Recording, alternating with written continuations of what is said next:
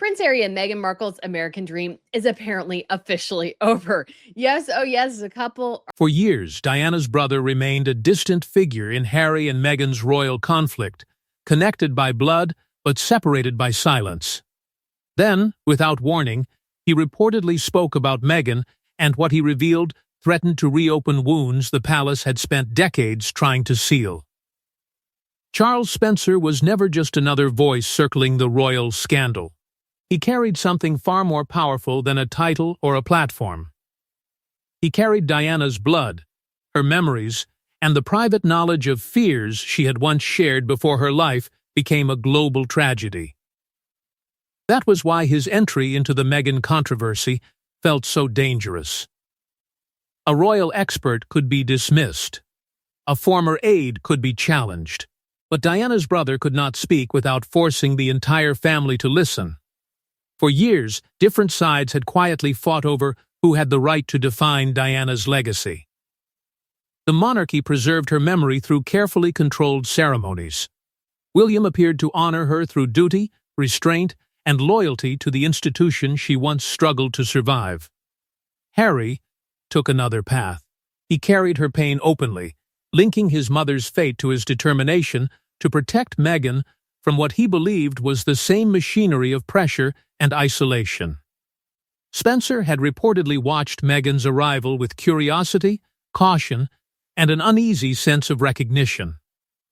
She was another outsider entering a world ruled by tradition, hierarchy, and invisible boundaries. Yet, he also saw differences that others seemed unwilling to discuss. Meghan was older, more experienced, and far more certain of her own voice than Diana had been. That did not make her safer. It may have made the collision even more explosive. His silence, then, was not necessarily indifference. It may have been restraint.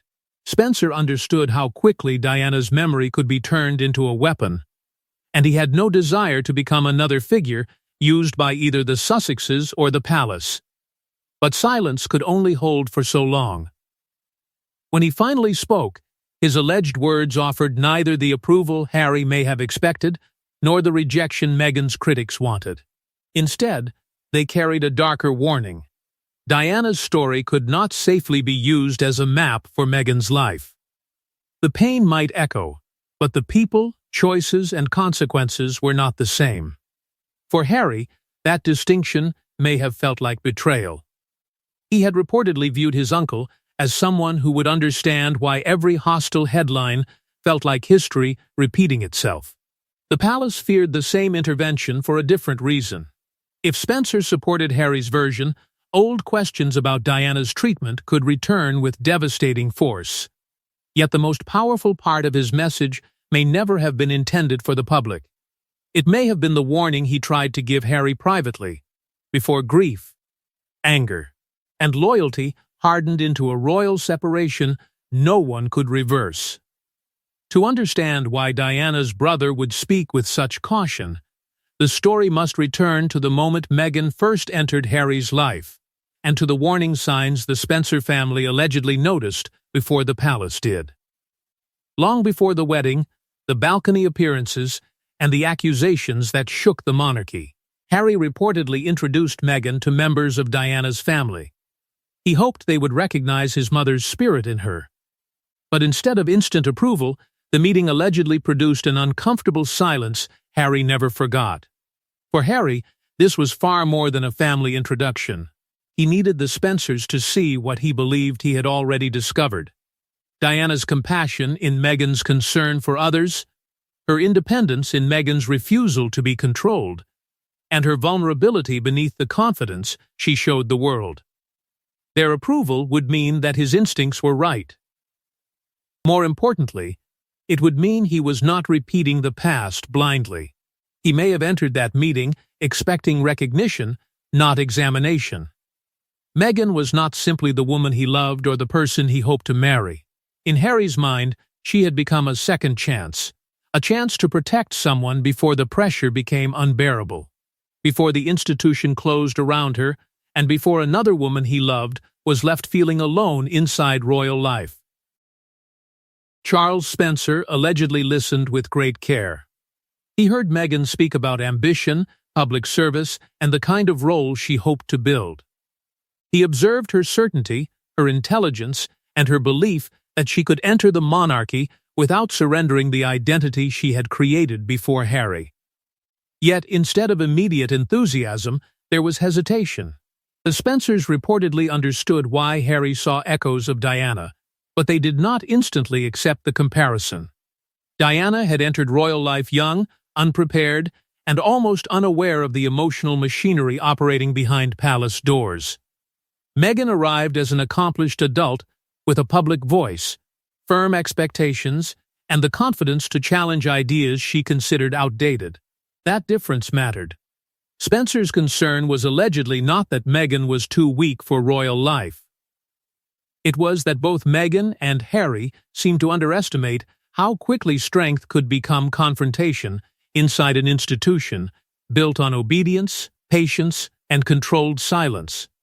Confidence might help Meghan survive public pressure, but it could also place her directly against courtiers who viewed resistance as rebellion. Harry may have heard caution and felt rejection. He had wanted Diana's family to confirm his belief, yet their restraint seemed to suggest that even they did not fully understand what he was trying to prevent. The contradiction was painful. He demanded that Meghan be seen as her own person, while repeatedly asking others to recognize his mother inside her.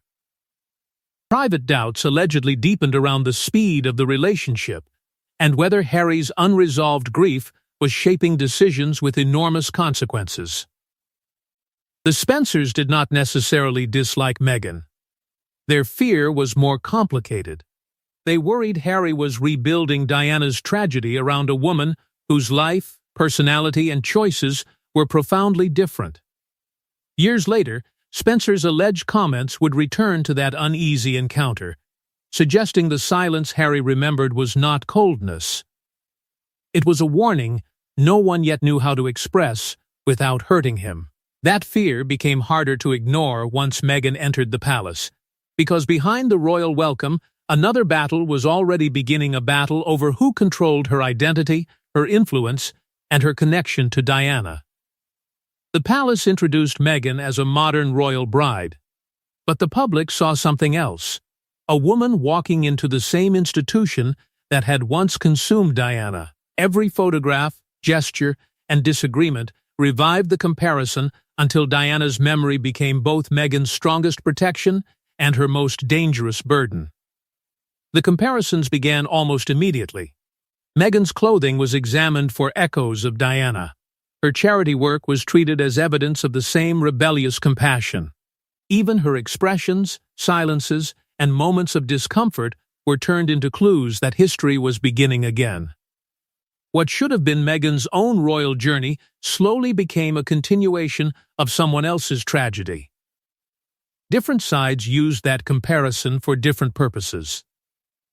Supporters invoked Diana to defend Meghan from hostile headlines and cold palace traditions. Critics claimed Meghan was deliberately copying an image that did not belong to her. Behind closed doors, the palace reportedly feared something even more dangerous, that every comparison would revive old questions about how the monarchy had treated Diana and whether anything had truly changed. For Harry, those echoes became impossible to ignore. Each cruel article appeared to confirm his worst fear. Every disagreement with courtiers seemed like another step toward isolation. The past was no longer simply remembered. It was alive in his mind, repeating itself through the woman he loved. Charles Spencer allegedly watched this with growing unease. Diana's complicated life was being reduced to a symbol, a weapon carried into a new conflict by people with completely different motives. The distinctions between Diana and Meghan were disappearing beneath a story too emotionally powerful to challenge. That was where the danger deepened. Harry's determination to protect Meghan became inseparable from his desire to save his mother too late. Compromise no longer looked like patience. It looked like surrender. Any request from the palace could be interpreted as the first move in the same devastating pattern. Meghan faced a trap of her own. Diana's legacy gave her enormous emotional power with the public, yet it also imprisoned her inside an identity she had never created. If she accepted the comparison, critics accused her of exploitation. If she rejected it, she risked appearing to dismiss the pain Harry believed connected them. Within the Spencer family, private concern allegedly grew that Diana's memory was being used to explain every conflict, even those rooted in ambition, personality, hierarchy, and clashing expectations. Spencer reportedly feared Meghan was not destined to become another Diana, but she could still be harmed if Harry continued treating every disagreement as a war between love and the crown. Eventually, silence no longer seemed protective. The comparisons had grown too powerful, the family divide too bitter, and Harry's certainty too dangerous to leave unchallenged. Then came the statement no one expected. Diana's brother finally addressed Meghan directly, and his carefully chosen words challenged both the palace's version of events and Harry's most deeply held belief. When Diana's brother finally opened up, he did not deliver the simple verdict either side wanted. He neither condemned Meghan nor crowned her Diana's successor. Instead, he allegedly exposed the painful truth Harry had resisted. Meghan's struggle was real, but she was never living Diana's life. Spencer reportedly began from a place of sympathy. He did not dismiss the pressure Meghan faced, nor did he deny that the attention surrounding her could become cruel, relentless, and deeply personal. But he allegedly rejected the idea that her experience could be placed directly over Diana's, as though two women separated by different lives, choices, and circumstances were trapped inside the same inevitable story. To him, the differences mattered.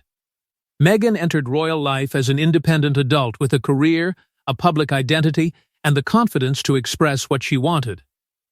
Diana had entered the monarchy much younger, with far less experience and little understanding of the forces closing around her. Both could suffer. Both could feel isolated. But their struggles were not interchangeable. Spencer's most painful concern reportedly focused on Harry. He feared Harry was doing more than protecting his wife. He was trying to correct the past through her, to succeed with Meghan where he had been powerless to save his mother.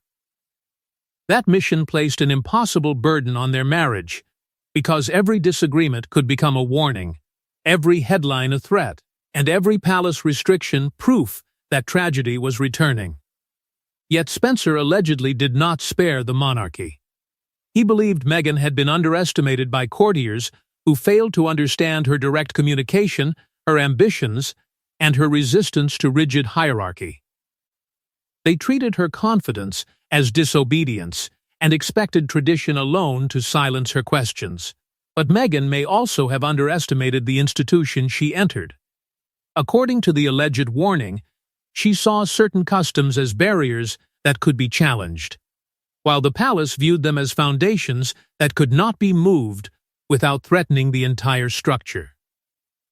The Sussex departure, then, was not described as one sudden escape. It was the final result of two sides refusing to understand each other until suspicion replaced trust, and every conversation felt like a battle. Spencer reportedly warned that Diana's memory belonged to no single person. Not Harry, William, the Spencers, or the palace. That message denied everyone a simple victory.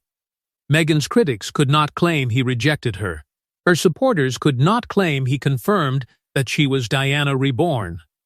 His words changed the conflict completely. Meghan's pain could have been genuine, while Harry's unresolved grief still magnified every danger and destroyed possible paths toward compromise. Most disturbing of all, Spencer allegedly feared Harry's determination to prevent Meghan's isolation had led him into choices that isolated them both in an entirely different way. Royal experts immediately understood the threat. This was not merely an uncle offering an opinion. It was a direct challenge to the emotional foundation beneath Harry's public war with the monarchy. Within hours, royal experts began dissecting every sentence, and their reactions revealed just how dangerous Spencer's intervention could become for Harry, Meghan, and the palace alike. Royal experts did not agree on what Diana's brother had truly revealed. Some called it a devastating correction to Harry's narrative. Others saw a subtle rebuke of the palace. But beneath their disagreement was one shared conclusion: the Spencer family had reopened a wound the monarchy could not control.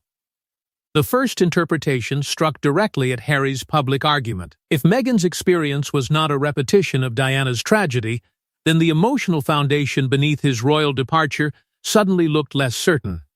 Commentators argued that Spencer had drawn a line Harry had spent years trying to erase. The pressure may have been real. The pain may have been serious. But similarity did not mean destiny. That distinction mattered because Harry had framed many of his choices as acts of protection. Leaving royal duty, challenging the press, and confronting the palace were presented as necessary steps to prevent history from repeating itself. Spencer's alleged remarks did not deny Harry's fear, but they questioned whether fear had become the lens through which he judged every threat. Other experts saw something very different.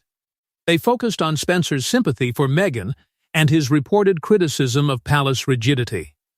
To them, his words were a quiet accusation against courtiers who had failed to understand her, failed to protect her, and allowed hostility to grow until retreat seemed like the only escape. Soon, both sides were selecting the parts that served them best. Critics claimed Spencer had dismantled the Sussex narrative. Supporters insisted he had exposed the monarchy's emotional coldness. A complicated family warning was reduced to another brutal contest over blame. The palace reportedly faced the same contradiction. It may have welcomed his rejection of the direct Diana comparison. Yet his criticism of institutional discipline threatened to revive the very accusations officials wanted buried. They could not celebrate one half of the message without drawing attention to the other. Then the debate turned toward William. Experts questioned whether Spencer's intervention might deepen the separation between Diana's sons. William had long protected his mother's legacy through silence, control, and duty. Some believed he may privately share his uncle's concern that Diana's memory had been stretched across too many modern conflicts. For Meghan, even sympathy carried a hidden cost. Once again, her identity was being explained through Diana. The more the comparison continued, experts warned, the harder it would become for the public to see Meghan as a woman with her own motives, mistakes, struggles, and ambitions. Several commentators defended Harry's fear as understandable. He had lived through an unimaginable loss. But trauma could turn caution into certainty, and uncertainty into betrayal. That made Spencer's timing especially explosive. Harry's family relationships were already fragile, and this intervention offered no easy path toward reconciliation. Speculation quickly grew. Would Harry answer publicly, confront his uncle privately, or treat the remarks as another abandonment by someone tied to his mother? Yet while experts argued over meanings and motives, the most important reaction was unfolding away from the cameras inside Harry and Meghan's home, where Spencer's words reportedly struck at the heart of their shared story. For Harry, the remarks were not simply commentary. They came from the family he believed understood Diana better than anyone. For Meghan, they allegedly created a different wound, the realization that even sympathy could become another comparison, another judgment, and another reminder that Diana's shadow remained inside her marriage. Harry's first reaction was reportedly not anger alone. It was betrayal. He had expected the Spencer family to understand the fear beneath his choices because they had witnessed Diana's suffering more closely than almost anyone. They knew the pressure she endured, the loneliness behind the public image, and the consequences when private pain became impossible to contain. If they could not see the same danger surrounding Meghan, Harry may have wondered whoever would. To him, the differences between the two women were not the real issue. Diana and Meghan came from different worlds, possessed different strengths, and faced different circumstances. But Harry believed the machinery around them looked painfully familiar: relentless exposure, hostile headlines, emotional isolation, and an institution protecting its reputation before protecting the person trapped inside it. Meghan's response was allegedly quieter and far more complicated. Spencer's sympathy may have sounded sincere, yet it still placed her story beneath Diana's larger shadow. Once again, her pain was being measured against another woman's tragedy rather than judged on its own terms. For years, Meghan had faced an impossible contradiction. She was accused of borrowing Diana's image whenever she appeared vulnerable, independent, or compassionate. Yet she was also judged harshly whenever she failed to resemble Diana enough. She could not accept the comparison without suspicion, and she could not escape it without appearing cold. That tension may have reached into the heart of her marriage. Meghan reportedly wanted to be seen as herself, not as the woman Harry had rescued in place of his mother. Yet asking him to stop explaining their journey through Diana could feel like demanding that he abandon the deepest wound of his life. An emotional conversation allegedly followed. Harry defended the comparison, insisting that he had never claimed every detail was identical. The danger, he argued, came from the palace's repeated instinct to close ranks, control the narrative, and protect the institution first. But Spencer's warning forced a brutal question into the open. Had Harry truly saved Meghan from the crown, or had his terror of losing her helped destroy every bridge back to his family? Meghan reportedly feared the remarks would give critics permission to dismiss her suffering simply because it did not perfectly match Diana's. Harry considered responding, but attacking his uncle publicly could weaken his claim to be protecting Diana's family and legacy. Meanwhile, the palace watched in silence. Harry's next move could contain the damage, or transform a private wound into another international royal crisis. As Harry wrestled with whether to answer, palace advisors faced their own dilemma: remain silent, and let the Spencer warning spread, or intervene and risk proving every accusation about royal control. Inside palace walls, Spencer's comments appeared to offer an unexpected advantage. Diana's own brother had questioned Harry's central comparison. But the relief did not last. Hidden inside his statement was another accusation, one that suggested the monarchy had learned how to survive scandal without learning how to prevent suffering. At first, palace advisors reportedly saw an opening. Spencer had drawn a clear distinction between Meghan and Diana, challenging the emotional comparison Harry had used to justify some of his most dramatic decisions. Better still, the palace did not need to respond directly. Royal experts and sympathetic commentators could repeat the message for them, allowing the institution to benefit while officially remaining silent. But that strategy carried a dangerous risk. Using Diana's brother against Diana's son could appear cold, calculated, and painfully familiar. Any sign that the palace was exploiting a private family warning would strengthen Harry's belief that personal pain was still being turned into institutional advantage. Spencer's criticism of royal rigidity created an even deeper problem. His alleged remarks suggested that Meghan's distress had often been treated as a public relations challenge rather than a human emergency. That accusation echoed the Sussexes' most damaging claim, that the palace understood how to contain scandal, but not how to protect the people trapped inside it. King Charles was believed to favor restraint. The dispute involved Harry, Meghan, Diana's family, and wounds dating back decades. Any official intervention could turn an already emotional confrontation into a direct battle over his late former wife's legacy. William's position was even more sensitive. Publicly agreeing with Spencer could look like another rejection of Harry. Privately, however, William may have shared concerns that Diana's memory was being pulled into every modern Sussex dispute, leaving her sons divided over what her life was supposed to mean. Then, another fear emerged. If Spencer spoke, others might follow. Former aides, relatives, or private witnesses could revive old conversations about warnings before the wedding, expectations surrounding Meghan's role, security concerns, titles, and promises that may never have been fully understood. The palace's greatest concern was no longer whether Spencer supported Meghan. It was that he had shifted the argument away from simple blame and toward Harry's unresolved grief.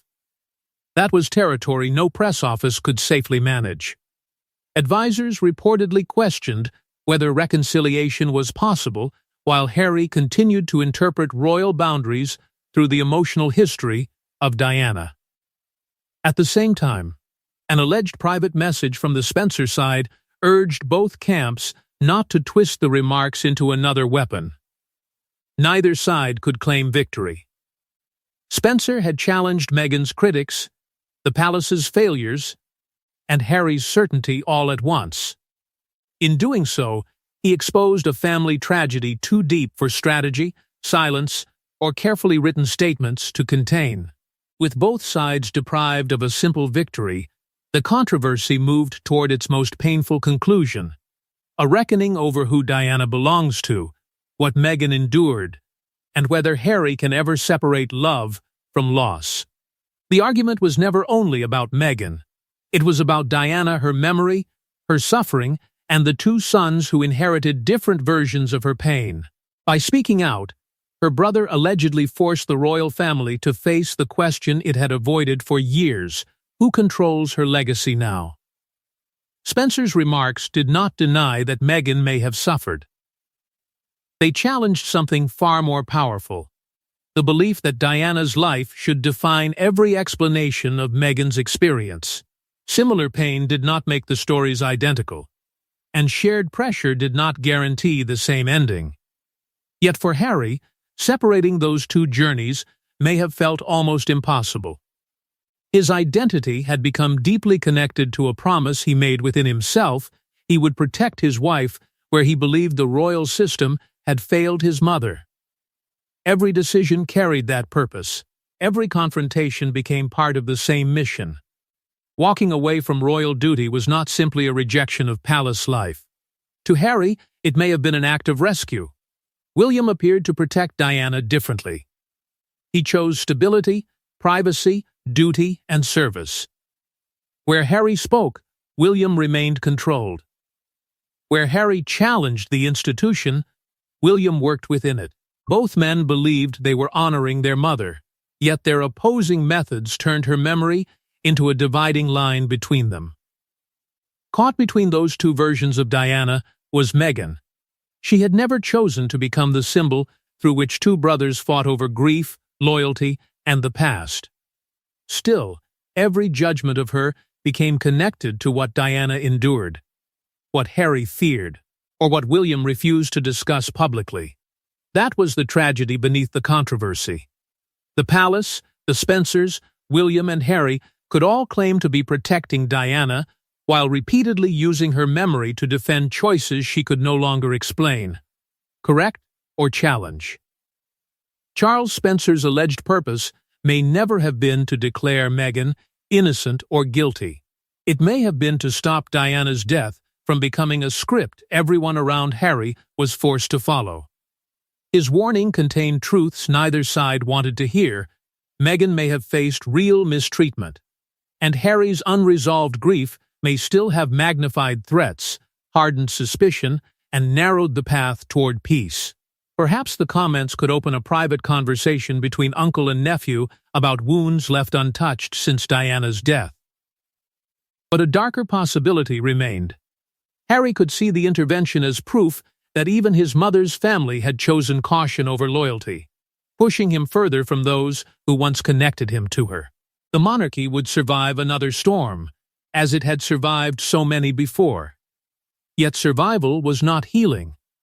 Behind the ceremony remained the same emotional failures, buried but never resolved. And Meghan remained inside Diana's shadow, married to a man still fighting a battle he could never go back and win. Did Charles Spencer speak to protect Diana's legacy, to warn Harry, or to prevent another family from being destroyed by a tragedy no one has truly understood?